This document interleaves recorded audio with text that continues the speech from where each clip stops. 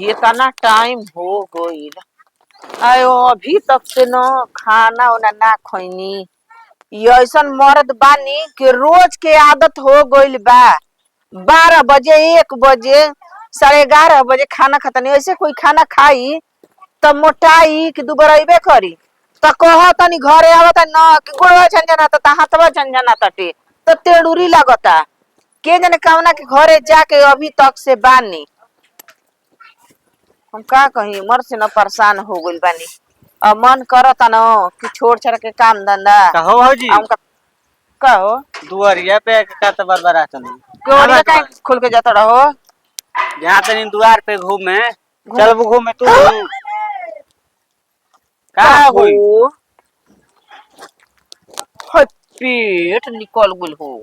पेट अरे रात नहीं खूब 2 दिन से खाता एकदम दबा दबा के वही से फूलल जा पेटवे हमार केन काहे तो तहार हां है खैला के ह नाथ गोड़ पातर सिकिर खिंड लेखा बा आ पेट ना दे लेखा बिगले जाता रह। अरे का भौजी हो का ई बताव।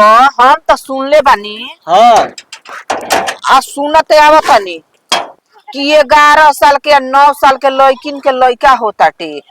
आ हई देखो हो दादा अब लड़कनों के लड़का होखे लागल। का तू चाहतो मरे नहीं माने हम लाज शरम बाटे कि नइखे। डेरा तड़ने आदमी के लड़की तन की सियान होके लगली सन तब घर ले बाहर नइखे जाए के घूमे नइखे देवे के पढ़ाई नइखे करावे देवे के। अभी ई जमाना गइल कि अब लड़कनों के आई हो देखो दैया। का सोचे में भरम बाटे हम देखो खइला पियला एकदम बढ़िया रखल जाता नहीं नीचे से अब जातन दुआर पे तन टहल के आइम तब न देहिया हलुक रही आहो आई हो भैया अब तई कहां में घूमे कोइलन जवन जवन देखिए सन तवन तवन कहिए सन कि देखो ना सनी देवाला के लइका होके बा सनी देवाला के लइका होके बा। ई भाटा जुग आ गइले भगवान जी अब हम का करी। हम मर दइहन घरे तब न उनका के बताइब कि जाने केने गोल बा उनका के इंतजार करी कि जोहे जाई कि कहां बावन कहां नइखन तनी देखे त उनका के कहां बावन। साला कहीं के जातना संगतिया न सब बाहर चल गुन स तोंचो निके नहीं खेलागत हमरो अब मन पिचपिचाता हमहू बैग उठाई बा हमहू अब धीरे से घसकम बंगलोर में निक उक लागत अरे दोस्त का हाल बा ठीक बा।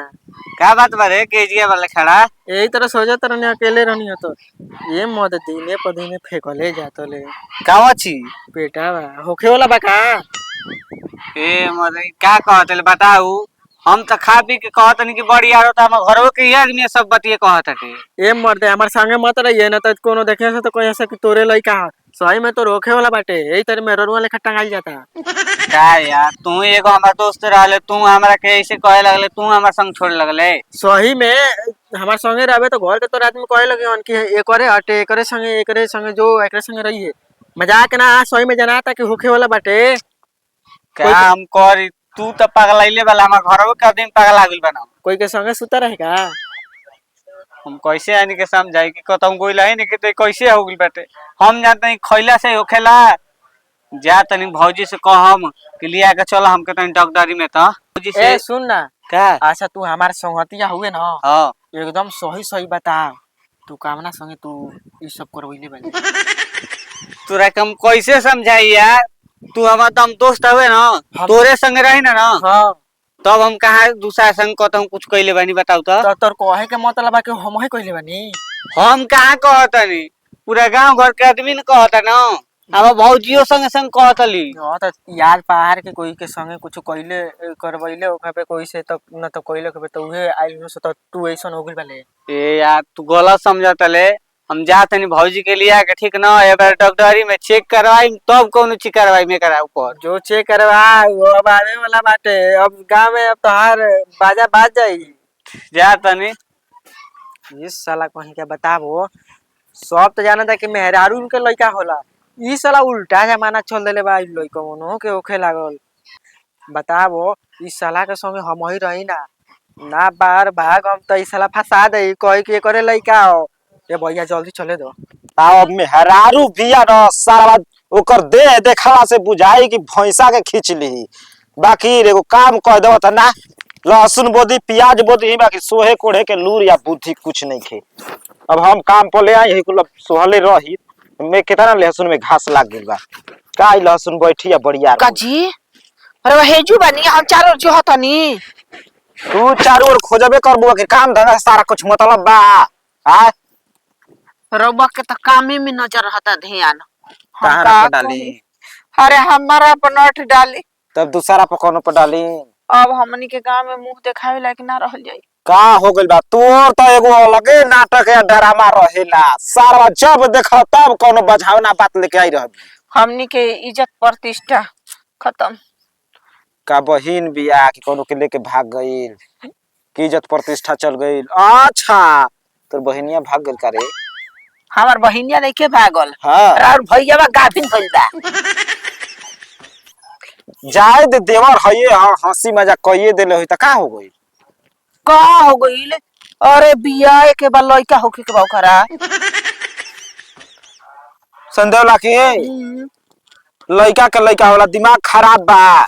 हमार दिमाग खराब नहीं के। हमू देखनिया तो ये सोचत रही कि जाना तो न कि असही फूलता और देखो तो हसही हो गइल बड़न।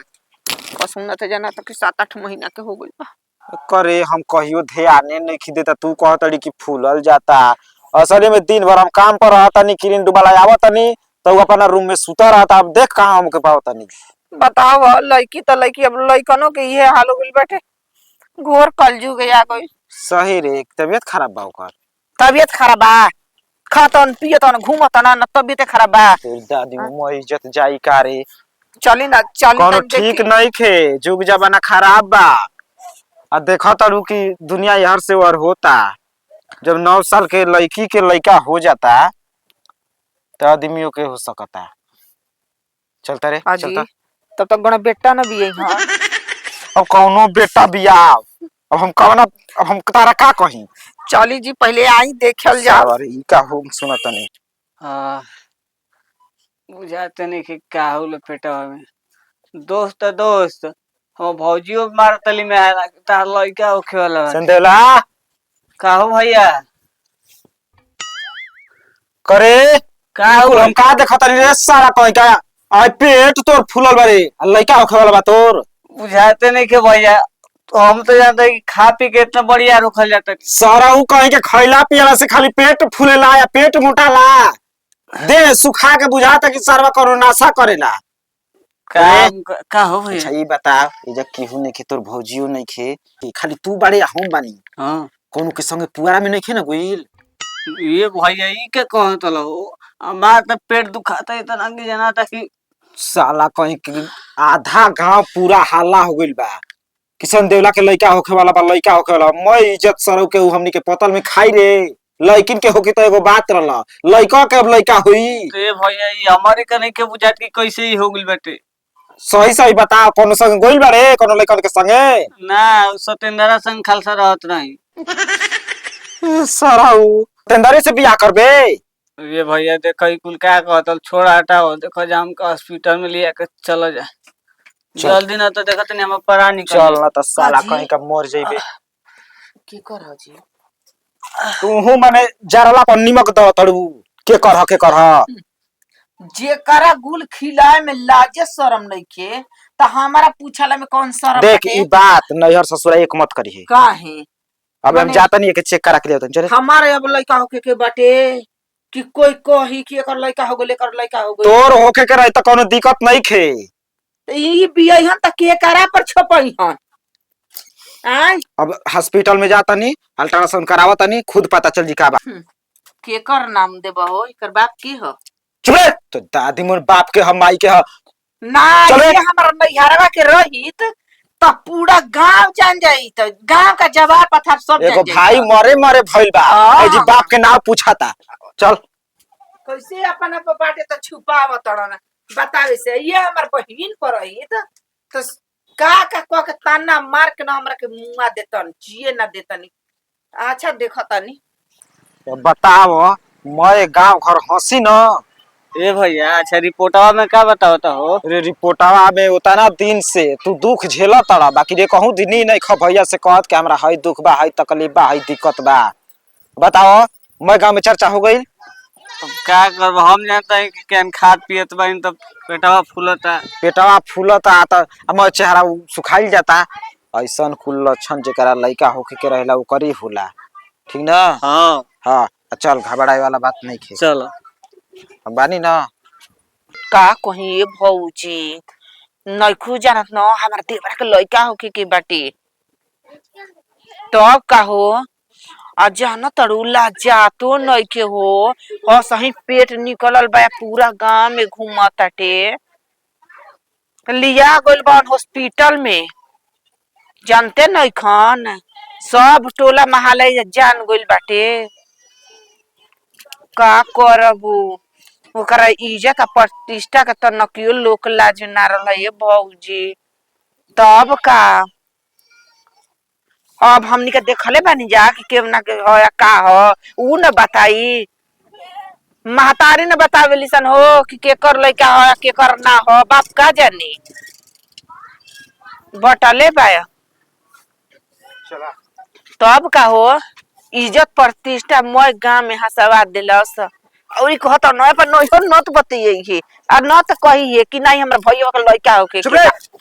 तो दादी मोहब्बत समझा के कोई नहीं कि नहीं हर ससुरा एक मत करिए बाकी तू सुधरे वाली मेहरारू बाड़ू। आ काहे हमारे बाप लाजे ना लागल आ बतावे में कौन लाज बा मैंने ई बताओ तड़ू कि मैंने हमारा भैया के लइका होके के हां बताओ जो सब जान गइल होई सब जान नहीं देले हो काहे हम भौजी ले कहले त भौजी कहियन ना माई ले कहियन बहिन ले कहियन अपन भैया ले अपना नैयर कहियन बाकी कुछ जाना तड़ू करा आगे। का हां का हमारा जानला के का जरूरत बा रो जान क्या होके के बा त का होके के बा ओके ओके बुलाए के पड़ी 100 रुपए खातिर बुलाओ अपना बहिन के। हमार बहिन का करे सन अपना बहिन के बोलाली तबे ना कहे हमर भैया का कारनामा करता समझा तनी घर में हो तेरी दादी मो इतना यकच बिकच खा लेता कि एकर गैस बना लेल बा। गैस हां छुपावा तनी देखो हई अल्ट्रासाउंड में अब हाथाना हम देखो पढ़ल ना। लिखल बानी का की रिपोर्ट देख लेही बा वो घरी तो मार बाबू डाफत न कि जेव जाते हो मास्टर आई में नौकरी लाग जिले किया की आज त मास्टरई में ना कि डॉक्टरई में चाहे लिखल का ना बुझाई तोरा कुछ रे के भाई गैस ठीक बनावले बा ठीक बा हम सारा वही तरह और 3 दिन रही काजी लीवर में प्रॉब्लम हां सूजन गैस चिकनाहट कुल आ गइल बा ठुस ठुस के खाता हम त का होई ऐसा न दिन पर दिन पिया खाली रहता दुकान पर के सरौ खयन त का होई लइका नहीं खे लइका के लइका भइल बा कबो की होई बात के बतांगर सबके कह दे कुछ नहीं की ऐसा बात ठीक बा चलो हो चलो लिट्टी दी आई बना बना के चोकर के चाहे बतावले बा ना डॉक्टर। अच्छा हां लेके पानी खूब रेल के पिया दे के बा। बताओ हमनी के का पता जी कोई जे देखी उ कही ना के ओकर लइके होके के बाटे थोड़े जानी के ई त पेट में गैस बा कह देली ह साला के चेक हो गेल कहता ना कि 3 दिन के बाद ही मरियो जइया। का हां ए जो आदत नहीं खे गैस खुलते नहीं खे के जाने कैसे ही बर्दाश्त कइले बा ऐसे ना फूल गोल बड़न